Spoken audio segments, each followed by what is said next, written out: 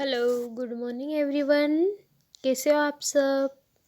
I hope आप सब अच्छे होंगे। चलो आज हम दूसरी कहानी का वर्णन करने जा रहे हैं ना। इसमें एक लोमड़ी रहती है और एक सारंश रहता है ना। तो चित्र में देखकर उसके हिसाब से हमको कहानी लेखन का वर्णन करना है। तो देखो इसमें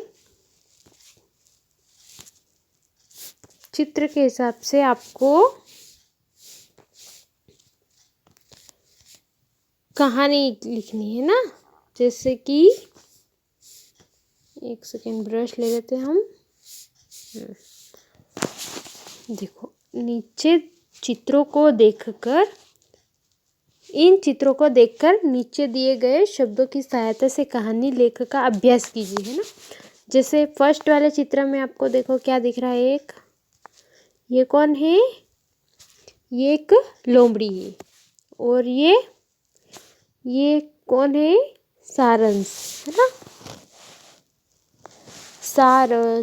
सारंश वो जो पानी में भी रहता है और बाहर भी रहता है ना, और उड़ते भी है ये सारंश। देखो तो इसमें क्या है ना। ये दोनों दोस्ती हो जाती है और फिर ये लोमड़ी जो है वो इस सारंश को खाने पे बुलाती है कि इसको मूर्ख बनाएंगे। इस तरह से ये इसको खाने पे बुलाती है। और ये क्या बनाते हैं?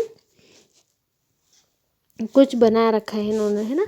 उसके बाद फिर देखो ये प्लेट में इसकी चोंच लंबी है तो ये नहीं खा पा रहा है। तो इसलिए फिर इसने भी सोचा कि मैं भी अपने घर पे बुलाऊं और ये इस सुराही मतलब ये जो मग्गे टाइप नहीं रहते हैं, मटके कुम्हार बनाते हैं, गमले के गमले रहते हैं पर ये पतले लंबाई में होते हैं ना। इस तरह से इन्होंने, चलो यहाँ पर हम पढ़ेंगे तब समझ में आएगा। देख जैसे यहाँ पर ये सभी दे रखी थी चीज़ें, है ना। इसमें से देख कर हमको इस कहानी में भरना है। तो जैसे देखो क्या है, एक लोमड़ी थी, है ना। तो लोमड़ी हमने इसमें से ही ढूंढा। एक लोमड़ी थी, फिर क्या है, एक सारस, ये रहा। तो हमने यहाँ पे लिख दिया एक सारस था। फिर क्या था, दोनों में फिर क्या होती है? दोस्ती।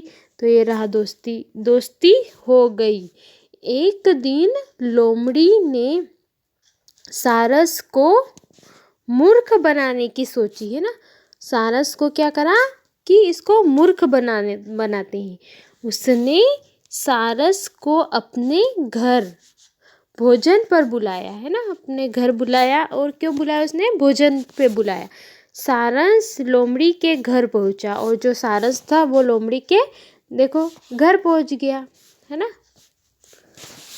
फिर लोमड़ी ने एक थाली में खीर रख दी। देखो इस लोमड़ी ने खाने पे बुलाया और फिर इस थाली में खीर रख दी, इसकी थाली में भी रख दी और इसकी थाली में भी रख दी खीर, है ना। तो वो सारस कैसे खाएगा बेचारा? ये तो जीभान से चाट गए लोमड़ी। और ये सारस की चोंच देखो कितनी लंबी है और पतली सी है। तो ये कैसे खीर खा पाएगा? ये तो उसकी चोंच में तो खीर ही नहीं आती है। देखो सारस की चोंच लंबी थी, है ना। कैसी थी? लंबी थी। फिर क्या है, पतली खीर उसकी चोंच में आती ही नहीं है। और खीर तो पतली होती है और वो कैसे खाएगा? उसकी चोंच में तो आती ही नहीं। फिर बेचारा सारस भूखा ही रह गया। फिर ये बेचारा सारस ये तो भूखा ही रह गया।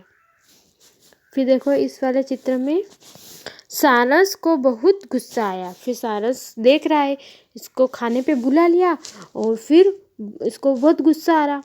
हमको भी अगर किसी बर्थडे पार्टी में जाते हैं, कोई बुलाते हैं, तो हमें अगर वो केक ही नहीं खिलाए तो कितना गुस्सा आता है, कितना बेकार लगता है हमको कि सारे ये तो सब केक खा रहे और मुझे ही केक नहीं दिया, है ना। इस तरह से इस सारस को भी गुस्सा आया कि मुझे खाने पे तो बुला लिया पर ऐसा खाना बनाए कि जो मैं नहीं खा सकता, मेरी चोंच में वो खाना आता ही नहीं, तो मैं कैसे खाऊंगा? उस तरह से इस सारस को बहुत गुस्सा आया, है ना। तो फिर नेक्स्ट वाले पेज पे देखते हैं हम। थोड़ा सा ही था तो मैंने ज़्यादा बड़ा नहीं कहा। फिर एक दिन उसने भी लोमड़ी को भोजन पर बुलाया। उसने भी क्या करा था कि लोमड़ी को भोजन पर बुलाया। देखो है ना, ये इस वाले चित्र में देखो लोमड़ी को भी इसने भोजन पर बुलाया। ध्यान से देख लो ये चित्र, है ना। भोजन पर तो बुलाया। फिर सारस ने एक सुराही में खीर रख दी। सुराही क्या होती है? ये इसको क्या कहते हैं हम? सुराही। और ये रहता है मिट्टी के बर्तन जैसा। पर ये मटका जो रहता है ना, वो इधर नीचे से तो मटका जैसा है, पर ऊपर इसके बहुत कम है। जैसे गमले नहीं रहते हैं हमारे, हाँ उस तरह से, इस तरह से जग समझ लो, ये पानी भरने का है ना। तो इसमें सारस की चोंच जो थी वो आसानी से चली जाती है। और वो सुराही में खीर रख दी। फिर सुराही का मुंह छोटा था और सुराही का मुंह ऊपर देखो वो बहुत छोटा था, है ना, इस टाइप से वो थी। और इसका मुंह तो छोटा सा रहता है।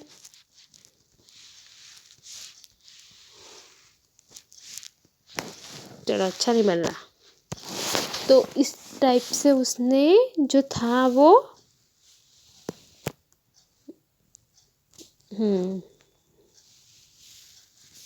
ये इसमें डिज़ाइन कर देते हैं।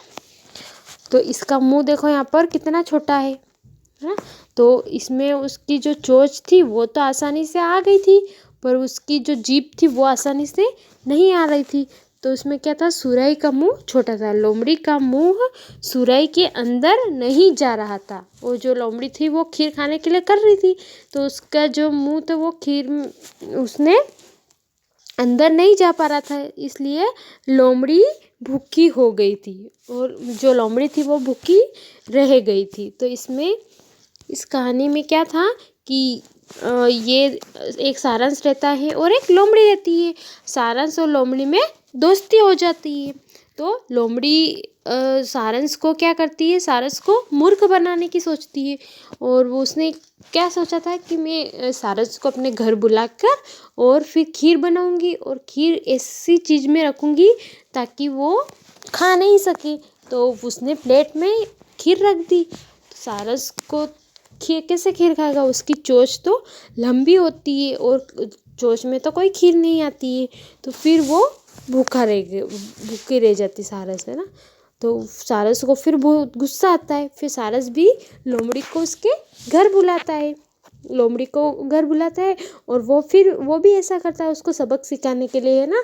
क्या करता है कि वो सुराही में एक मटके जैसे रहता है जिसमें लोमड़ी का मुंह नहीं आ सके, उसमें इसी चीज़ में वो खीर भर देता है और उसकी चोंच से वो सारी खीर पी जाता है ना। तो फिर जो लोमड़ी रहती है वो नहीं उसकी जीभ उस सुराही के अंदर नहीं जा पाती है और फिर वो भूखी रह जाती है।